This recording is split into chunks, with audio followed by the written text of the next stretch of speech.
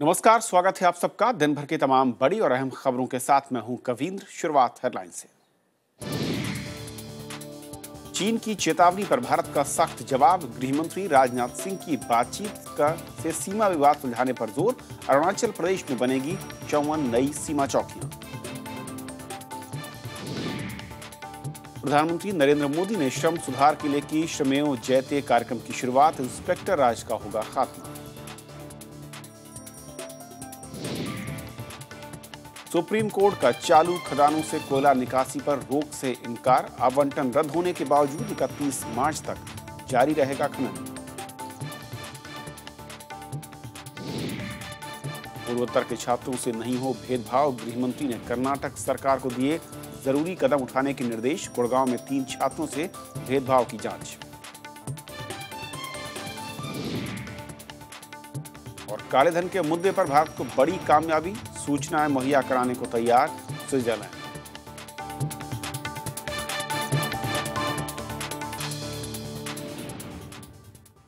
और देखते हैं आज की हमारी पहली खबर। औद्योगिक विकास के लिए अनुकूल माहौल बनाने की दिशा में प्रधानमंत्री नरेंद्र मोदी ने आज उद्यमियों को एक और भरोसा दिलाया। सत्यमेव जयते की तर्ज पर श्रमेव जयते योजना की शुरुआत करते हुए पीएम ने कहा कि मेक इन इंडिया को सफल बनाने के लिए इंस्पेक्टर राज खत्म किया जाएगा।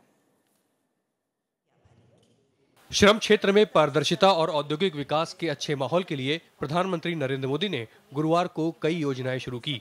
प्रधानमंत्री ने विज्ञान भवन में एक कार्यक्रम में श्रमेव जयते योजना लॉन्च की। यह योजना पंडित दीनदयाल उपाध्याय के नाम से शुरू की गई है। इस मौके पर प्रधानमंत्री ने संकेत दिया कि सरकार जल्दी ही श्रम सुधारों की दिशा में आगे बढ़ने जा रही है। उन्होंने औद्योगिक विकास और कारोबारी माहौल बनाने के लिए इंस्पेक्टर राज खत्म करके बहुत सी सुविधाओं को ऑनलाइन करने की बात कही। प्रधानमंत्री ने श्रम सुधारों को श्रमिकों के नजरिए से देखने की बात कही। श्रमिक की आंखों से श्रमिक की समस्या देख करके उसके जीवन में सुविधाएं कैसे बढ़े, वो अपने हकों की रक्षा कैसे कर पाए।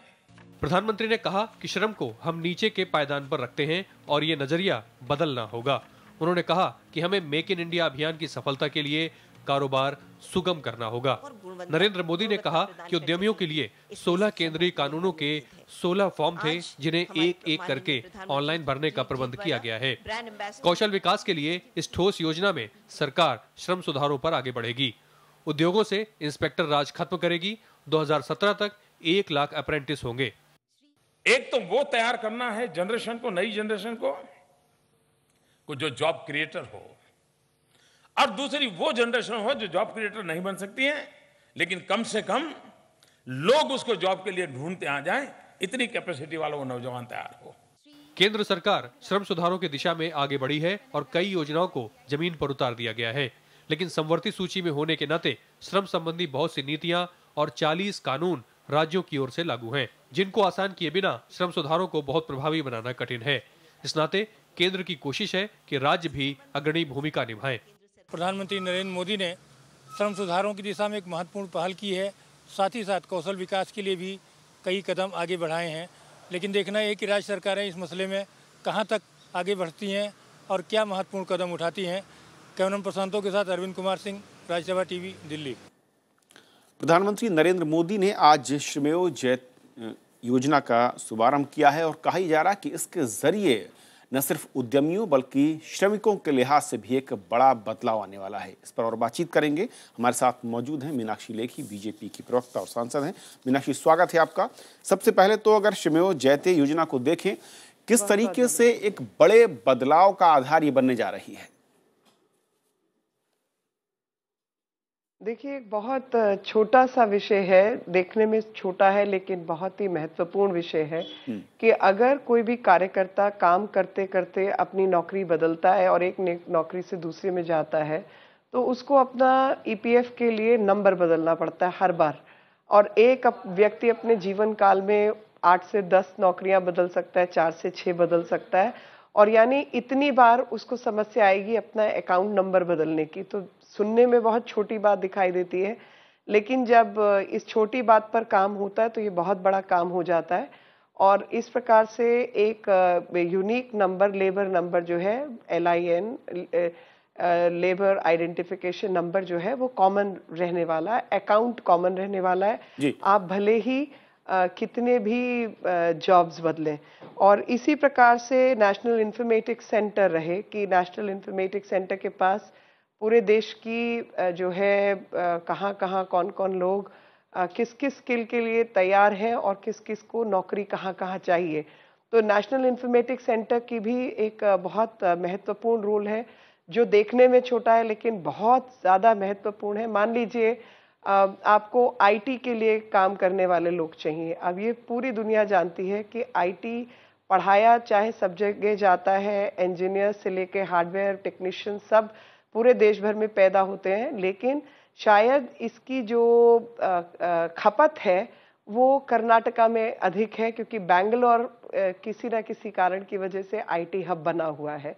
उसी प्रकार कहीं पर फ्लाईओवर्स पर काम हो रहा है, तो आपको शायद डीसीबी चलाने वाले व्यक्तियों की, जेसीबी चलाने वाले व्यक्तियों की अधिक आवश्यकता होगी। तो वो चाहे तैयार हरियाणा में हो रहे हों, लेकिन आवश्यकता केरला में हो सकती क्या है। ये माने कि मीनाक्षी जो अभी तक आईटीआई स्टूडेंट्स हुआ करते थे, यानी जिनके पास आईटीआई का डिप्लोमा हुआ करता था, ये बिल्कुल सच कहा प्रधानमंत्री महोदय ने कि उन्हें बहुत ही दूसरी नजरों से देखा गया। क्या अभी माने कि उनके दिन अच्छे आने वाले हैं? और दूसरा ये कि उद्यमियों के लिहाज से भी क्या कोई डायरेक्ट, मैं कहूं कि कनेक्शन या कनेक्ट हम देख पाएंगे? जी, ये संपूर्ण और सर्वांगीण विकास का मामला है, और इसलिए मैं याद दिलाना चाहती हूँ कि चाहे वो स्वच्छता अभियान हो, चाहे वो श्रमेव जयते हो, हर एक में जो हुनर है, हाथ और पाँव की जो मेहनत है, उसको निग्लेक्ट नहीं किया जाना चाहिए, और उसको जो है वही देश की असली ताकत होती है। और देश की अगर हमें असली ताकत को पहचानना है तो इन भाव के साथ हमें आगे बढ़ना होगा। आईटीआई से डिप्लोमा करने वाला व्यक्ति आपका देश बनाने वाला व्यक्ति है। आपके जो जिन लोगों को हम ट्रेनिंग नहीं दे पाए, लेकिन हमारे जो पुरातत्व ज्ञानी थे, विज्ञान का हिस्सा था, आर्किटेक्चर, विश्वकर्मा से लेकर तमाम चीजें, उनको आज हमने कहाँ लाके खड़ा कर दिया, उनको बेरोजगार मजदूर बना दिया है। लेकिन वो लोग, वो ज्ञानी लोग हैं जिनको धागे से, फुट्टे से कैलकुलेशन करना आता है, उनको पता है गारे का और मिट्टी का मिक्सचर क्या होना चाहिए ताकि दीवार मजबूत बने, क्रैक कैसे बचे, धूप कितनी लगनी चाहिए, पानी कितना लगना चाहिए, प्लम्बिंग का काम है, इलेक्ट्रिशियन का काम है। हर व्यक्ति इन कामों के लिए दौड़ता भागता रहता है, और जो अच्छे कामगार लोग हैं वो ढूंढने से नहीं मिलते। बिल्कुल, ये फैक्ट है मीनाक्षी, लेकिन एक जो सबसे अहम बिंदु है, मैं उस पर आना चाह रहा था कि किस तरीके से जो पूरा सिस्टम है, क्योंकि श्रमिकों के लिए कानून पहले से भी हैं और बहुत देखने और सुनने और पढ़ने में बहुत अच्छे कानून हैं, असल में उनके हितों को साधने और मैं ये कहूं कि उनके हितों का संरक्षण करने के लिहाज से ये कानून इंप्लीमेंट कैसे हों, क्योंकि एक नई जो पहल की गई है, इंस्पेक्टर राज को कुछ बदलने की कवायद है, सिस्टम बदला जाएगा, लॉटरी ड्रॉ के जरिए इंस्पेक्टर जो होंगे वो चेक करेंगे जाके। यानी क्या ये माने कि श्रमिकों के लिए जो कुछ लिखा और पढ़ा गया कानूनी तौर पर, उसे अब सही तरीके से हम अमली जमा पहनाते हुए राज्य सरकारों को और केंद्र को देख पाएंगे? जी बिल्कुल, और सेंट्रल गवर्नमेंट ने तो इसको लेकर 4 अपने इंस्टीट्यूट्स जो हैं वो सबसे पहले इस कैटेगरी में ला दिए हैं, जिसमें ईएसआई है, ईपीएफ है, सेंट्रल चीफ लेबर कमिश्नर है, और डायरेक्टरेट है। तो ये सब तो ले ही आए हैं, और उसमें जो पर्ची वाला सिस्टम है कि लेबर इंस्पेक्टर अपनी मर्जी से कहीं नहीं जाएगा, बल्कि वो पर्ची के आधार पर इंस्पेक्शन करने जाएगा, और 72 घंटे के अंदर इंस्पेक्शन की रिपोर्ट जो है वो डाली जाएगी उसको, और सब कुछ ऑनलाइन होगा।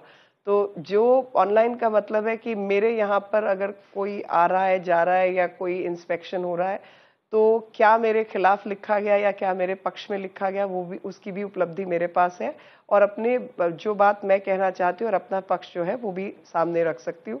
साथ ही अप्रेंटिस के जो लोग कम पैसों पर या बिना पैसों पर रखते हैं, उसमें अब जो है श्रम मंत्रालय अपनी तरफ से 50% देने वाला है।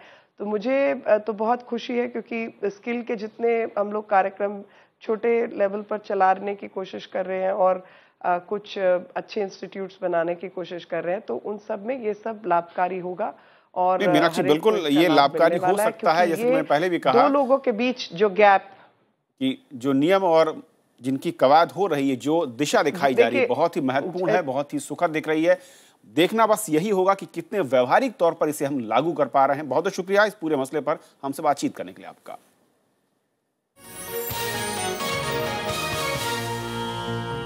और फिलहाल रुकेंगे एक छोटे से ब्रेक के लिए। ब्रेक के उस पार दिन भर की कुछ और बड़ी खबरें।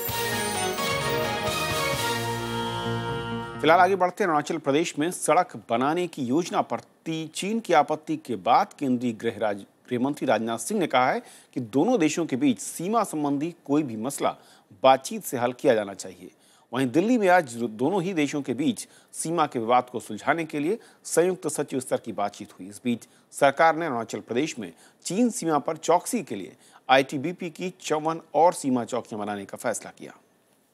गृह मंत्री राजनाथ सिंह ने मानेसर में एनएसजी के 30वें स्थापना दिवस समारोह में कहा कि भारत सीमा विवाद को बातचीत से सुलझाने का पक्षधर है। दुनिया का कोई भी देश वार्निंग इस समय नहीं दे सकता। भारत दुनिया का एक ताकतवर देश बन चुका है और जहां तक इंडो चाइना बॉर्डर डिस्प्यूट का सवाल है, मैं समझता हूं कि चाइना को भारत के साथ बैठना चाहिए और इस डिस्प्यूट को रिजॉल्व करना चाहिए। दरअसल चीन की रक्षा तैयारियों के मद्देनजर भारत ने भी अरुणाचल प्रदेश में सड़क निर्माण और सैनिक अड्डे बनाने से जुड़े पर्यावरण नियमों में ढील दी है। भारत ने मैकमोहन रेखा के समानांतर अरुणाचल प्रदेश के तवांग के मागो थिंगबू से चेंगलांग जिले के विजयनगर तक सड़क बनाने की योजना बनाई है। भारत की इसी योजना पर चीन को आपत्ति है। चीनी चेतावनी पर बीजेपी ने कहा है कि भारत अरुणाचल प्रदेश में क्या करे, इसके लिए किसी की अनुमति की दरकार नहीं है। कांग्रेस ने भी इस मामले में राष्ट्रीय हितों का समर्थन किया है। अपने हिंदुस्तान के अंदर क्या करें, कितना सुरक्षा को डेवलप करें, इंफ्रास्ट्रक्चर को कहां तक ले जाएं, ये हमारा आंतरिक विषय है। हम इसमें किसी से डिक्टेशन नहीं लेते हैं। चाइना इसमें हिंदुस्तान को डिक्टेट नहीं कर सकता। कोई हक नहीं है कि इस मामले पर किसी तरीके का सवाल या निशान लगाए। अरुणाचल प्रदेश हिंदुस्तान का हिस्सा है और वहाँ पे जो भी इंफ्रास्ट्रक्चर है, सड़कें हैं, वो सरकार का हक है कि वहाँ बनाए। चाइना को कोई हक नहीं पहुँचता कि इस तरीके का क्रिटिसाइज करे। चीन के साथ भारत की लगभग 3488 किलोमीटर सीमा लगती है। चीन के साथ अरुणाचल में मैकमोहन रेखा पर सीमा 1126 किलोमीटर है। चीन के साथ सीमा विवाद पुराना है। कई बार चीन के सैनिक भारत में घुस आते हैं और कई बार इसी तरह की शिकायत चीन की तरफ से भी होती है। श्याम सुंदर, राज्यसभा टीवी। विदेशों में जमा काले धन की वापसी के मामले में सरकार को एक बड़ी कामयाबी हाथ लगी है। स्विट्जरलैंड ने कहा है कि वो इस बारे में भारत सरकार के अनुरोध पर प्राथमिकता के आधार पर विचार करके निश्चित समय सीमा के भीतर जानकारी मुहैया कराएगा। स्विट्जरलैंड की राजधानी बर्न में बुधवार को राजस्व सचिव शक्तिकांत दास और उनके स्विस समकक्ष के बीच हुई बैठक में इस बारे में संयुक्त बयान जारी किया गया। स्विस प्रशासन ने बैंकिंग दस्तावेजों की प्रामाणिकता की पुष्टि करने में मदद के साथ गैर बैंकिंग सूचनाएं देने पर भी सहमति जताई है। बयान में ये भी कहा गया कि सूचना नहीं दे पाने के कारणों के बारे में भी भारत को अवगत कराया जाएगा। दोनों देशों ने जालसाजी और धोखाधड़ी से निपटने के लिए भी प्रतिबद्धता जताई है। बीजेपी ने जहां काले धन पर इसे एनडीए सरकार की कामयाबी बताया है, तो विपक्ष का कहना है कि काले धन की वापसी पर अभी भी सरकार का वादा अधूरा है। ये बहुत बड़ी जीत है सरकार की। जिस प्रकार से फाइनेंस मिनिस्ट्री ने एक टीम भेजा था स्विट्जरलैंड और उस टीम ने आखिरकार स्विट्जरलैंड को मना लिया है कि एक टाइम बाउंड मैनर में स्विट्जरलैंड हिंदुस्तान को तमाम इंफॉर्मेशन काले धन को लेके देगा। यूपीए सरकार ने एग्रीमेंट किया था। उस एग्रीमेंट के मुताबिक स्विट्जरलैंड सरकार ने ये वादा किया था कि वो सारी मालूमात दे हिंदुस्तान को देगा। ये कोई नई बात नहीं है। इसे अहम उपलब्धि इसलिए भी माना जा सकता है क्योंकि हाल तक स्विट्जरलैंड कर संबंधी सूचनाएं देने से इनकार करता रहा है। स्विट्जरलैंड के नेशनल बैंक के आंकड़ों के मुताबिक दिसंबर 2013 तक स्विस बैंकों में भारतीयों के 14,000 करोड़ रुपए से अधिक जमा थे। एनडीए सरकार ने सत्ता में आने के बाद कैबिनेट की पहली ही बैठक में काले धन की वापसी के लिए जस्टिस एमबी शाह की अध्यक्षता में एसआईटी का गठन किया था। Bureau report, Rajya Sabha TV. प्रधानमंत्री नरेंद्र मोदी ने कहा है कि सरकार दवा की कीमतें बढ़ाने वाला कोई भी कदम नहीं उठाएगी। कैंसर, एचआईवी, टीबी, मलेरिया और मधुमेह की दवाओं की बढ़ती कीमतों के मामले में केरल के मुख्यमंत्री ओमन चांडी के नेतृत्व में एक प्रतिनिधिमंडल ने आज प्रधानमंत्री से मुलाकात की थी। प्रतिनिधिमंडल ने इस मामले में प्रधानमंत्री के हस्तक्षेप की मांग की थी। सुप्रीम कोर्ट ने गुमशुदा बच्चों का पता लगाने के मामले में राज्य सरकारों के कामकाज की आलोचना की है। राज्यों की ओर से भेजी गई रिपोर्ट पर भी सुप्रीम कोर्ट ने नाराजगी जाहिर की। साथ ही कोर्ट ने छत्तीसगढ़ और बिहार के डीजीपी और मुख्य सचिवों को 30 अक्टूबर को तलब किया है। देश के अलग अलग हिस्सों में आए दिन बच्चे लापता हो जाते हैं। नेशनल क्राइम रिकॉर्ड ब्यूरो के आंकड़ों के मुताबिक 2008 से 2010 के बीच 1,70,000 से ज्यादा बच्चे गुमशुदा हुए। इस मामले में जनहित याचिका पर गुरुवार को सुनवाई के दौरान सुप्रीम कोर्ट ने गंभीर रुख अपनाया है। कोर्ट ने बिहार और छत्तीसगढ़ के मुख्य सचिव और डीजीपी को 30 अक्टूबर को समन किया है। हर हफ्ते हम दो स्टेट्स को टेकअप करेंगे और उनका रिपोर्ट देखेंगे कि वो क्या एक्शन ले रहे हैं। और चीफ जस्टिस साहब ने आज बड़ा क्लियरली कन्वे किया कि जो स्टेट जिसमें बच्चे रिपीटेडली मिसिंग होंगे और वो स्टेट कोई एक्शन नहीं लेंगी तो हम उनके ऑफिसर्स को कंटेम्प्ट ऑफ कोर्ट में भी सजा देंगे। सुप्रीम कोर्ट ने कहा है कि राज्य सरकारें ये कोशिश करें कि भविष्य में ऐसी घटनाएं ना हों। कोर्ट ने कहा है कि वो बच्चों के गायब होने पर अब राज्य के डीजीपी और मुख्य सचिव से जवाब तलब करेगी। रविंद्र सिंह शौरान, राज्यसभा टीवी। आवंटन रद्द होने के बावजूद चालू खदानों में 31 मार्च तक कोयला निकासी का काम जारी रहेगा। सुप्रीम कोर्ट ने इन ब्लॉक में खनन पर रोक लगाने से इनकार कर दिया है। मुख्य न्यायाधीश एचएल दत्तू की पीठ ने कहा कि लाइसेंस रद्द किए गए कंपनियों को अपना काम समेटने के लिए 6 महीने का वक्त दिया गया है और इसीलिए कंपनियों को इस दौरान कोयला निकालने से रोका नहीं जा सकता। याचिकाकर्ता एमएल शर्मा ने कोर्ट से मांग की थी कि रद्द किए गए कोल ब्लॉक से खनन पर रोक लगा दी जाए। याचिका में कहा गया था कि सुप्रीम कोर्ट के आदेश के बाद कंपनियां हर दिन पहले से 3 से 4 गुना ज्यादा कोयला निकाल रही हैं। 24 सितंबर को सुप्रीम कोर्ट ने 1993 के बाद से हुए 214 कोल ब्लॉक आवंटन को रद्द कर दिया गया था, जिनमें कोर्ट ने कहा था कि जिन 42 ब्लॉकों में कोयला उत्पादन चालू है वो अगले 6 महीनों तक मौजूदा प्रबंधन के पास ही रहेंगे।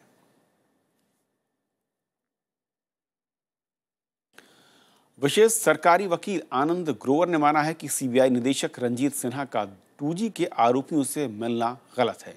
उन्होंने रिपोर्ट में कहा कि रंजीत सिन्हा का आचरण कोर्ट का अवमानना है या नहीं, इसकी जांच होनी चाहिए। 2G मामले में सरकारी वकील ने रंजीत सिन्हा के मामले में बुधवार को सुप्रीम कोर्ट को 2 रिपोर्ट सौंपी। इनमें कोर्ट से विसल ब्लोअर का नाम उजागर करने के आदेश को वापस लेने की गुजारिश भी की गई है। सुप्रीम कोर्ट ने गैर सरकारी संगठन CPIL से मुलाकातियों की सूची देने वाले शख्स के नाम का खुलासा करने को कहा था। कि डायरेक्टर ने जो कुछ किया है, इस तरह से इतने सारे अक्यूज लोगों से अपने घर पर मिलता रहा, ये ऐसा लगता है कि ये कंटेम्प्ट ऑफ कोर्ट माना जाएगा। और क्योंकि उसने एडमिनिस्ट्रेशन ऑफ जस्टिस से इंटरफेयर करने की कोशिश करी है और इस पर पूरी तहकीकात होनी चाहिए, ये भी बोला। बेंगलुरु में पूर्वोत्तर के छात्र पर हुए हमले के मामले में केंद्रीय गृह मंत्री राजनाथ सिंह ने कर्नाटक के मुख्यमंत्री से बात की है। उन्होंने कहा कि भाषा या नस्ल के आधार पर किसी से भेदभाव नहीं होना चाहिए। उधर गुड़गांव में भी नागालैंड के छात्रों पर हमले की घटना पर केंद्र सरकार ने हरियाणा सरकार से रिपोर्ट मांगी है। मंगलवार की रात मणिपुर के एक छात्र की बेंगलुरु में पिटाई कर दी गई। पुलिस के मुताबिक कन्नड़ नहीं बोलने की वजह से उसे पीटा गया। बुधवार की रात गुड़गांव में भी 3 नगा छात्रों पर स्थानीय लोगों ने हमला कर दिया। घायल छात्रों को अस्पताल में भर्ती किया गया है। बेंगलुरु हमले के मामले में राजनाथ सिंह ने कर्नाटक के मुख्यमंत्री एम सिद्धारमैया से बात की है।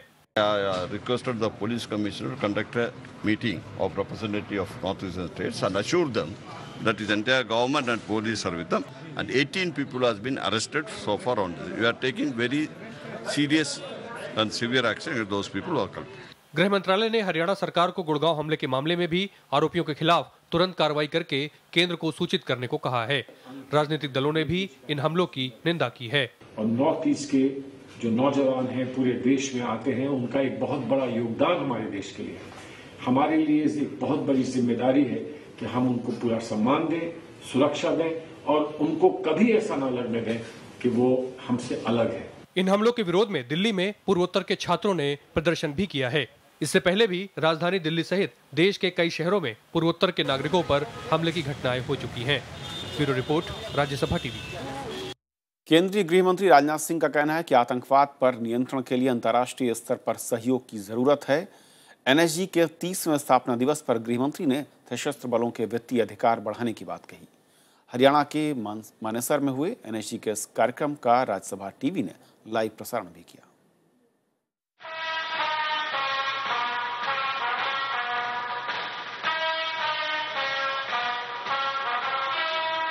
ब्लैक कैट कमांडो अपने इसी हौसले और जांबाजी के लिए जाने जाते हैं। एनएसजी के 30वें स्थापना दिवस के मौके पर कमांडोज ने इस तरह के कई हैरतअंगेज प्रदर्शन किए।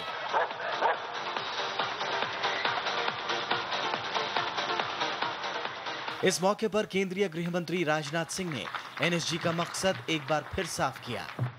राज्यसभा टीवी पर एनएसजी के बारे में एक विशेष कार्यक्रम बनाया गया था। उस कार्यक्रम में मुझसे पूछा गया था कि एनएसजी का मकसद क्या है, कि एनएसजी का मकसद है परित्राणाय साधूनाम विनाशाय च दुष्कृताम, जिसका अर्थ होता है जो भद्र है, जो सज्जन है, उनकी रक्षा करना और शत्रु का समूल नाश करना। यही इस बल का संकल्प है और यही इस बल का उद्देश्य भी है। इसी संकल्प के साथ हम सब आगे बढ़ें। मैं आश्वस्त हूं, कामयाबी हासिल होकर रहेगी। मकसद बताने के साथ राजनाथ सिंह ने एनएसजी का पराक्रम कुछ इस तरह से बयां किया। वर्तमान में शत्रु का चाहे जो भी स्वरूप हो, एनएसजी ने अपने कठिन प्रशिक्षण के माध्यम से ऐसे अभिमन्यु पैदा किए हैं जो आतंकवादियों के हर चक्रव्यूह को तोड़ने और उनके मंसूबों को नाकामयाब करने का हौसला रखते हैं। अच्छी फौज अच्छे सिपाही नहीं, बल्कि अच्छे सिपाही अच्छी फौज बनते हैं और इसलिए मैं आर्मी, सीएपीएफ और स्टेट पुलिस का आभारी हूं, जो चुने हुए अधिकारियों एवं जवानों को एनएसजी को देते हैं, जहां उन्हें बेहतर से बेहतरीन बनाया जाता है। सर्वत्र सर्वोत्तम सुरक्षा के अपने मूल मंत्र पर खरा उतरने के लिए एनएसजी के ब्लैक कैट कमांडो हर वक्त चौकस रहते हैं। एनएसजी की स्थापना 1984 में की गई और ये गृह मंत्रालय के निरीक्षण में काम करता है।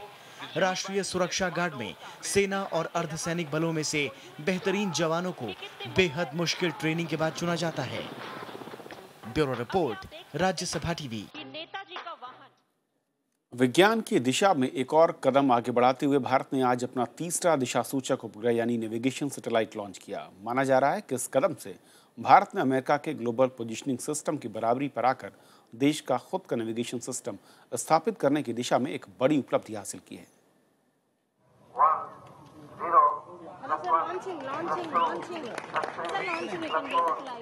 इसरो का PSLV C-26 श्रीहरिकोटा के सतीश धवन अंतरिक्ष केंद्र से देर रात 1:32 पर नौवहन उपग्रह IRN-SS-1C को लेकर रवाना हुआ।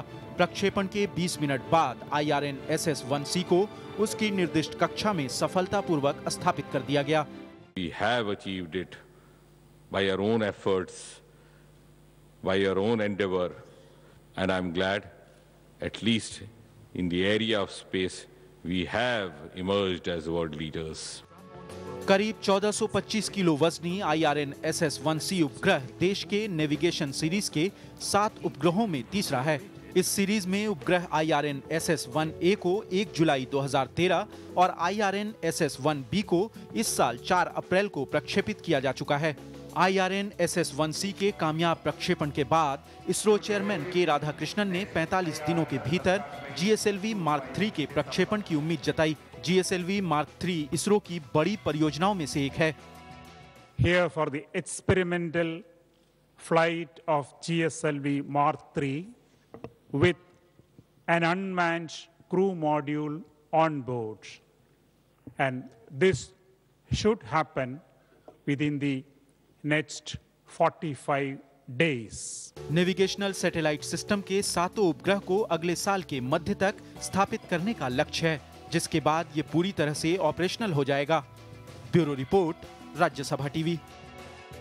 उपराष्ट्रपति मोहम्मद हामिद अंसारी ने आंतरिक सुरक्षा की मजबूती के लिए क्षमता और दूरदर्शिता को मुख्य आधार बताया। दिल्ली में आज पॉलिसी ग्रुप के 20वें सालाना कॉन्क्लेव के उद्घाटन पर उपराष्ट्रपति ने कहा कि आंतरिक सुरक्षा को लेकर जरूरत के हिसाब से बदलाव होना चाहिए। उन्होंने बदलते वक्त में भारत की भूमिका को अहम बताते हुए पड़ोसी देशों के साथ मतभेद खत्म कर सहयोग बढ़ाने पर भी जोर दिया।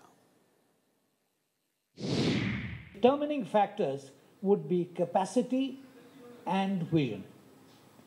Neither can be taken for granted, both can be developed.